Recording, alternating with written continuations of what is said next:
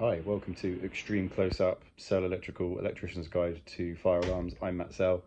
We're just zoomed in because I need to show the panel a bit closer. Safe isolation for fire alarms. So, you know all your 12 steps, you're an electrician. Seek permission, check your testers. Are they GS38?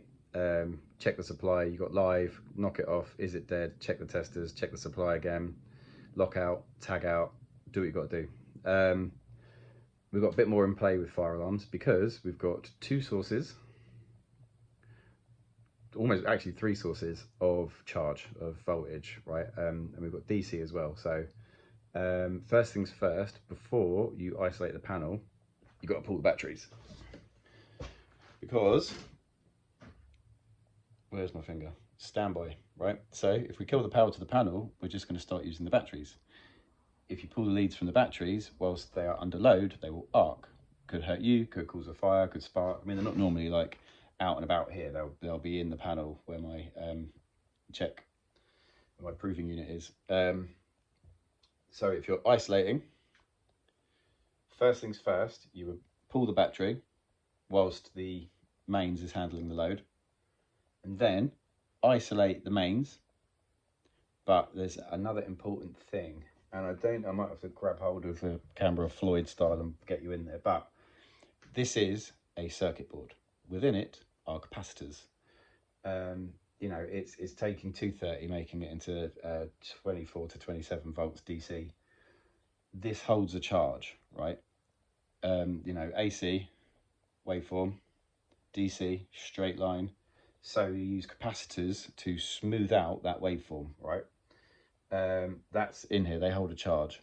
Okay, so not only is it pull the batteries and then isolate your mains, do all your checks to make sure it's totally dead, lock it off, but before you do anything, you've got to then wait for the charge in the capacitors to bleed out. Okay, so I might take the camera off the rig, but obviously safe isolation, so make sure you've got your proving unit. Testers are GS38. These ones have a battery in and stuff. You're obviously supposed to have the ones that are, get their charge from the charger. But there's that. Right, I'm going to get you off the rig. Hopefully I can get this in one go. Excuse my fat sausage fingers. Right, so batteries pulled. Also just worth checking the functionality of the panel, or we're going to go to battery fault.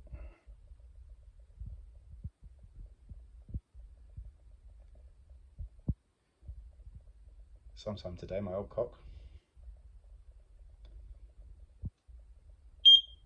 There we go, but that sounds lovely down my iPhone speaker. Right, then we're going to knock the mains out. These are my favourite isolator bags for them to work in. So I'm going to knock that off. When we do it, you see, I don't know if I've got reverse camera, but you'll have a little light in there. I don't know if you saw it.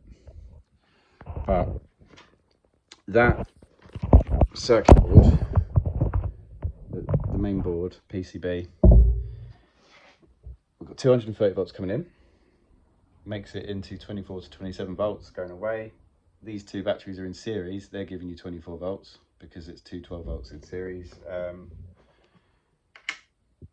The capacitors in here can get charged up to 600 volts DC, okay?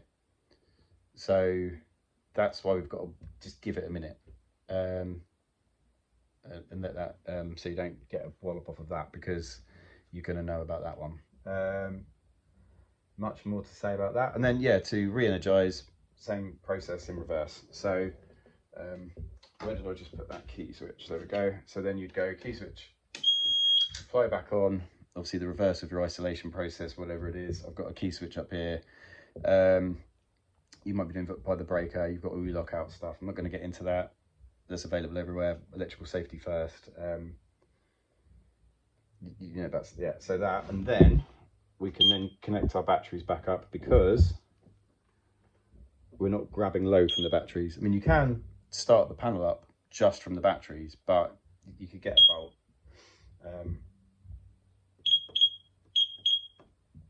Shut that beeping up until the fault clears. There we go. Pretty straightforward, but It's just you've got multiple sources of charge, yeah, of voltage, so worth being aware of it. Thanks for watching. Feedback in the comments, anything you'd like me to cover further, fire alarm engineers, electricians.